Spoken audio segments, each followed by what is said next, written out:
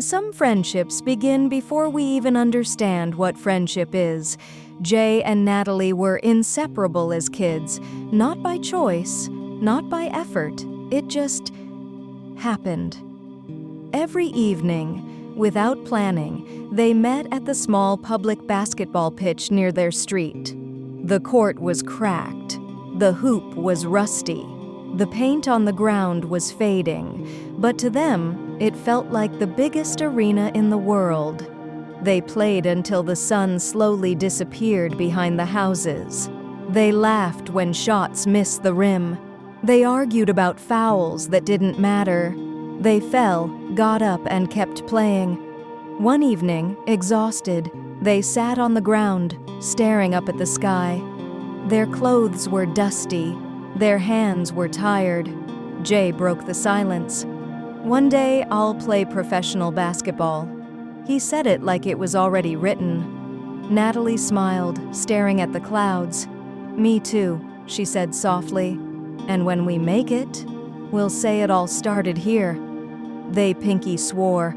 2 kids, 1 promise. Neither of them knew how much life would test it. Years passed.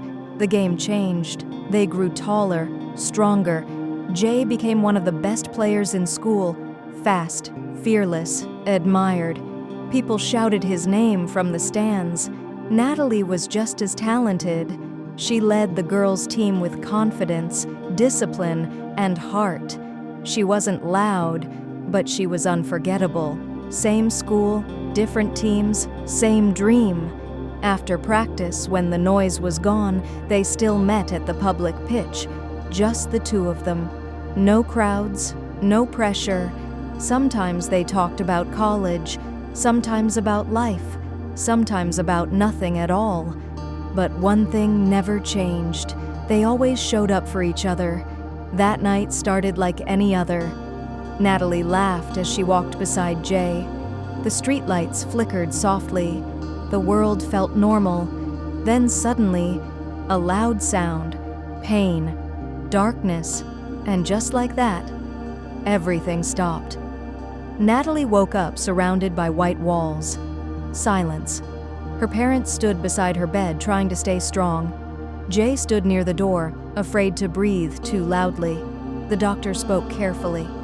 "She may not walk again." A pause. "And basketball will be very difficult." Natalie stared at the ceiling. No tears, no screams, just emptiness. Because sometimes pain is so deep, it steals your voice. Days turned into weeks. Natalie sat in a wheelchair, staring at nothing. Her basketball stayed untouched in the corner of the room. At night, she cried quietly so no one would hear her. During the day, she pretended she was fine. She stopped replying messages, stopped believing in miracles, stopped dreaming. In her mind, only one sentence remained. "It's over." Jay came every day, even when she didn't talk, even when she pushed him away. He pushed her wheelchair through the streets they once ran on. He told jokes that didn't land. He sat beside her in silence. One day, Natalie finally asked him, "Why are you still here?" Jay didn't hesitate. "Because you're my home." And for the first time in weeks, she broke down. Jay wheeled Natalie back to the public pitch. They didn't play. They just passed the ball slowly between them. Natalie smiled for the first time in weeks. Then reality hit. "I'll never play again," she whispered. Tears fell. Jay knelt in front of her. "Your dream isn't gone," he said. "It's just hurting." Overwhelmed, they leaned closer. They kissed. Silence followed. Jay pulled back, panicked. "I'm sorry, I didn't mean..." Natalie wiped her tears. "It's okay." Because it felt right.